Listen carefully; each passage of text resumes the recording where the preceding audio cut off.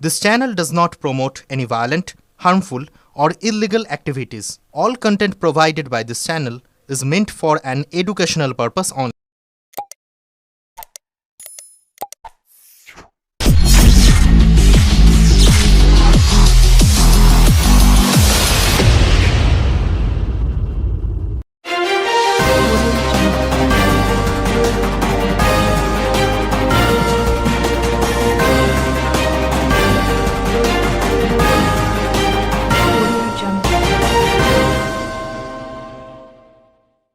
চুঁচুড়ায় কাশ্মীরের পেহেলগাঁওয়ে জঙ্গি হামলার প্রত্যাঘাতে বিজয় উল্লাস। ভারতীয় বায়ুসেনার অপারেশন সিঁদুর জয়ধ্বনি।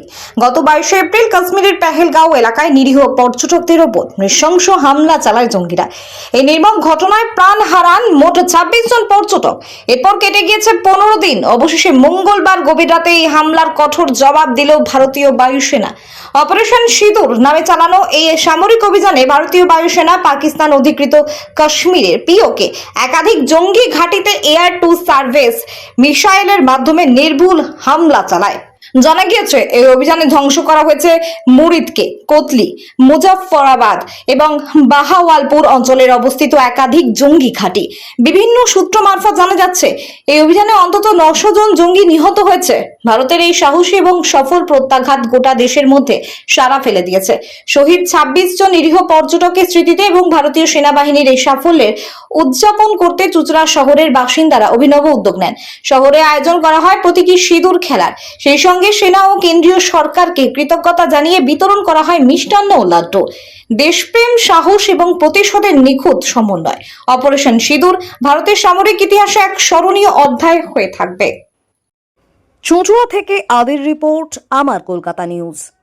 Indian Navy Zindabad! Indian Navy Zindabad! Indian Army Zindabad! Indian Army Zindabad! Bharat Mata ki Jai! Bharat Mata ki Jai! Sankater birudhe Bharat lodche! Lodche! Sankater birudhe Bharat lodche! Indian Army Zindabad! Indian Army Zindabad! Vande Mataram! Vande Mataram! Bharat माता की जय! भारत माता की जय! संकट विजय भारत लक्ष्य!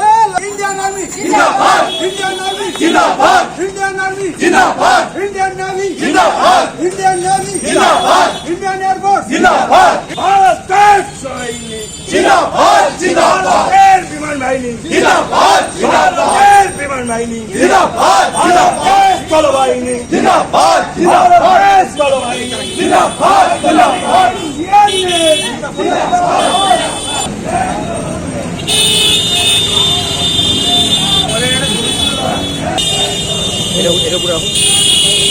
আরে এটা নিয়ে যাও, এটা ছবি নিচ্ছেটা কি করবো? এটা সাইডে কোথাও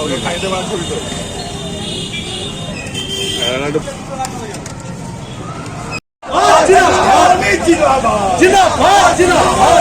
जिंदाबाद! जिंदाबाद! जिंदाबाद! वंदे मातरम! वंदे मातरम! वंदे भारत माता!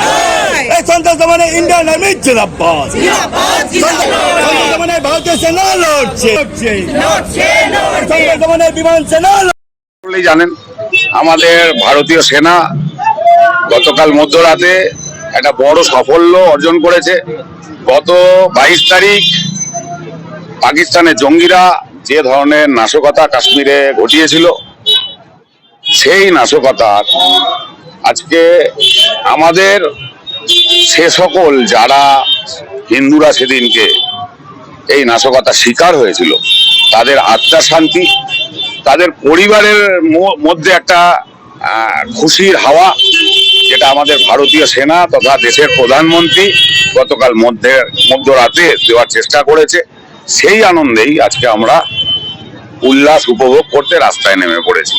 আমাদের দৃঢ় বিশ্বাস যে ভারতে যতক্ষণ এরকম শক্তিশালী একজন প্রধানমন্ত্রী রয়েছে, ভারতীয় সেনা যে হারে তার নেতৃত্বে এগিয়ে চলেছে, পাকিস্তান যতবার ভারতের দিকে তাদের এই কুনজর রাখবে ততবার তাদের উপযুক্ত জবাব দেওয়া হবে। আমাদের কাছে খবর আছে প্রায় 900 জঙ্গি নিকেশ করেছে ভারতীয় সেনা।